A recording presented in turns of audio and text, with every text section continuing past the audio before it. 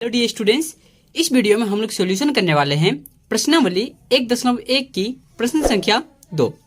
और इससे पहले जितने भी प्रश्न थे उन सभी प्रश्नों का हल हो चुका है। आपको वीडियो आई बटन पे मिल जाएगा, वहां से वीडियो आप देख सकते हैं।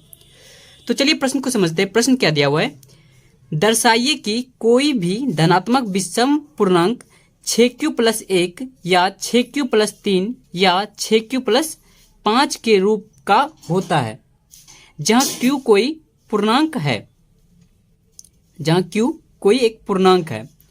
तो कंडीशन पहले है कि धनात्मक विषम पूर्णांक क्या है, धनात्मक विषम पूर्णांक जो कि प्लस में रहना चाहिए, धनात्मक प्लस में, उसके बाद विषम होनी चाहिए। जैसे कि एग्जांपल में 1, 3, 5, 7, 9 इत्यादि के रूप का होता है। और हमको दर्शाना है कि यह एक धनात्मक विषम पूर्णांक के रूप का, विषम पूर्णांक के रूप का होता है, जहां ये q जो है वो कोई एक पूर्णांक है। क्या है? कोई एक पूर्णांक है, ये हमें दर्शाना है। कंडीशन समझ गए? तो चलिए इस प्रश्न को हल करते हैं। तो सबसे पहले यहां पे लॉजिक लिख देते हैं, क्या दिया हुआ है। कंडीशन क्या है, 6q+1, 6q+3, 6q+5 हमको निकालना है कि इस रूप का होता है या नहीं होता है, और दर्शाना है पूरी तरह से। ठीक है, तो यहां पे क्या करेंगे, मानेंगे, माना कि ए और बी को मान लेते हैं। तो माना कि ए एक विषम पूर्णांक है जो क्या है, 6 से बड़ा है, जो 6 से बड़ा है। ठीक है, जब ए विषम पूर्णांक होगा तो 6 से जब बड़ा होगा तो बी को भी मानना जरूरी है। तो बी बराबर 6 लिख सकते हैं। इतना समझ गए? तो शेषफल क्या होगा, शेषफल तो हमेशा 6 से कम ही होगा, क्योंकि यहां पे क्या किए, विषम पूर्णांक ए को विषम पूर्णांक माने हैं और जो 6 से बड़ा हो, और बी को क्या, अर्थात बी बराबर क्या हो जाएगा, 6। तो शेषफल क्या हो जाएगा, अतः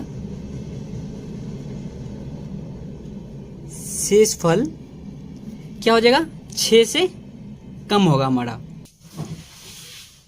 6 से कम लेंगे या होगा। क्लियर है? उसके बाद जब 6 से कम होगा तो आर मतलब रिमाइंडर या शेषफल कितना होगा, 0, 1, 2, 3, 4, 5 तक हो सकती है। 6 से कम होगी तो हमारी कितनी डिजिट हो गई, 1, 2, 3, 4, 5 एंड 6, टोटल डिजिट हो गई हमारी 6। अब यहां पे क्या करेंगे, यूक्लिड विभाजन एल्गोरिथम का प्रयोग करके हम सभी में मान चेक करेंगे, क्या किसमें वो सम आती है, किसमें विषम आती है। तो जिसमें विषम होगी तो वही हमारी हो जाएगी धनात्मक विषम पूर्णांक का रूप होगा। क्लियर है? तो यहां पे क्या लिखेंगे, यूक्लिड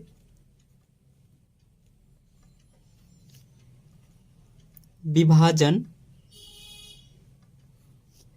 एल्गोरिथम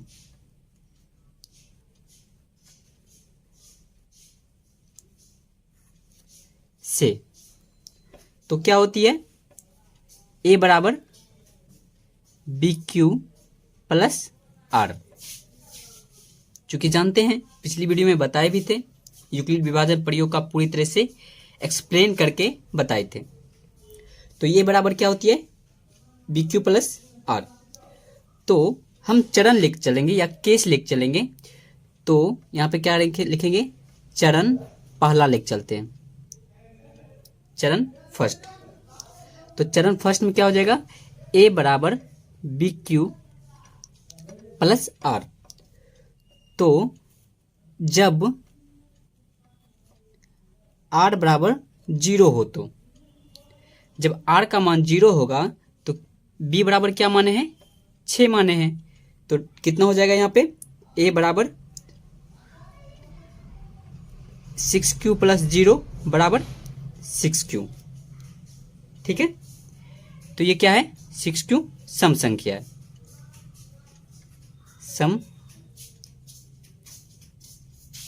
संख्या है। और यहाँ पे एक कंडीशन हम बता देते हैं यहाँ पे आपको कि अगर हम q, जैसे अगर कोई पूर्णांक संख्या रहेगी, पूर्णांक संख्या होगी और उसे 6 से गुना करते हैं तो, या सम संख्या से गुना करते हैं तो क्या हो जाती है, जैसे 3 गुना अगर हम 6 करते हैं, ये क्या है, धनात्मक है, और कितना हो जाती है, सम हो जाती है। 5 से गुना करते हैं 6 में, कितनी हो जाती है, 30, सम आ जाती है। 7 से गुना करेंगे सम संख्या में, 6 में गुना करेंगे तो कितनी आ जाएगी, 42। तो मतलब कि 6 से अगर हम कोई भी अगर धनात्मक पूर्णांक में, धनात्मक में गुना करते हैं, धनात्मक संख्या में, सॉरी विषम, धनात्मक विषम संख्या में गुना करते हैं तो वो क्या आ जाती है, हमेशा सम आती है। ये सबसे मेन कंडीशन है। ठीक है, तो यहाँ पे क्या आ जाएगी, 6q प्लस 0 बराबर 6q। अब क्या करेंगे, चरण दूसरा लिखेंगे, चरण दूसरा। तो चरण दूसरा में जब r बराबर क्या लिखेंगे, 1 लेंगे, तो जब r बराबर 1 तो क्या हो जाएगी हमारी, a बराबर 6q प्लस 1, 6q प्लस 1। तो एक क्या है, विषम संख्या है, तो ये क्या है, ये सम संख्या है। तो सम संख्या, सम और क्या हो जाएगी, जोड़, विषम अगर करते हैं तो क्या हो जाएगी हमारी, विषम हो जाएगी। क्लियर है यहां तक। उसके बाद क्या करेंगे, अगला चरण में आएंगे, चरण क्या करेंगे, तीसरा।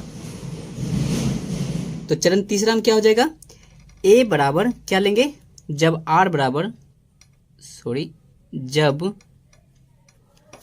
r बराबर क्या रखेंगे, 2 रखेंगे, तो क्या हो जाएगी हमारी, a बराबर 6q प्लस 2। ये क्या है, सम संख्या है। तो सम जोड़ सम क्या हो जाएगी, सम ही रहेगी। ठीक है, और जो विषम है उनको क्या करते हैं, इक्वेशन में ले लेते हैं। ठीक है, जो विषम रहेगी उनको क्या करते हैं, इक्वेशन में ले लेते हैं, ताकि आगे चलकर जो सॉल्व करने वाले हैं वो आराम से हो जाए। अब क्या करेंगे, चरण चौथा लिखेंगे। तो चरण चौथा, जब r बराबर कितनी हो, 3 हो तो a बराबर क्या हो जाएगी हमारी, 6q प्लस का 3। ये 3 क्या है, विषम है। तो सम जोड़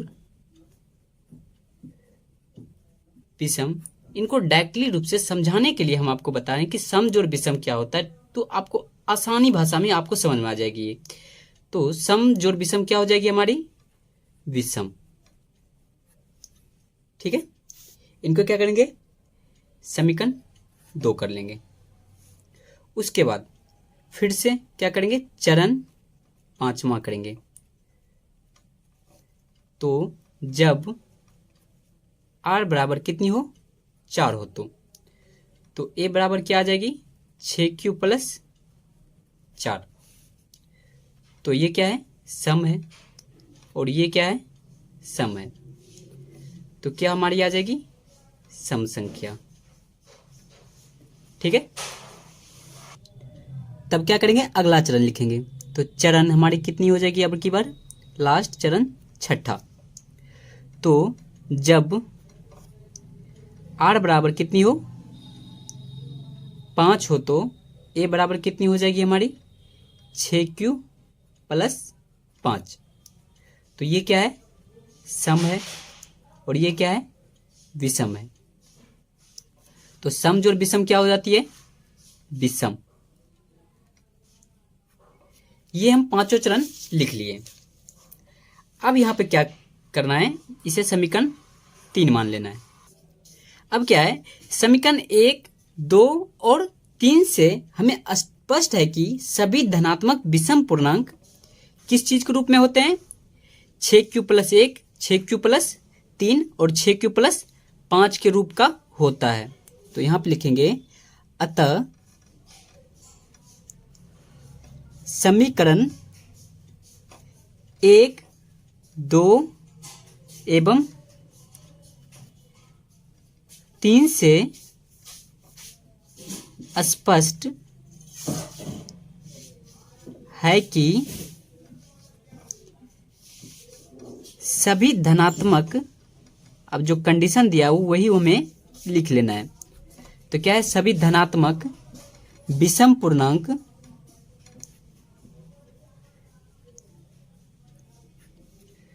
छः क्यू प्लस 1, 6q प्लस 3 और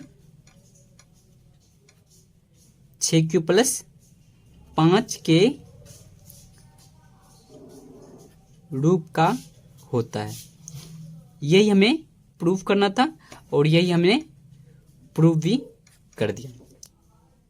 तो दोस्तों उम्मीद करता हूँ वीडियो आपको पसंद आई होगी। अगर पसंद आई होगी तो एक लाइक जरूर कर दीजिएगा। अगर इस चैनल पर नए हो तो चैनल को जरूर सब्सक्राइब करके बेल आइकन को ऑन कर दीजिए, ताकि आने वाली जितनी भी वीडियो होगी वो सबसे पहले आपको देखने को मिलेगी। मिलते हैं एक नेक्स्ट वीडियो में, तब तक के लिए जय हिंद, जय भारत।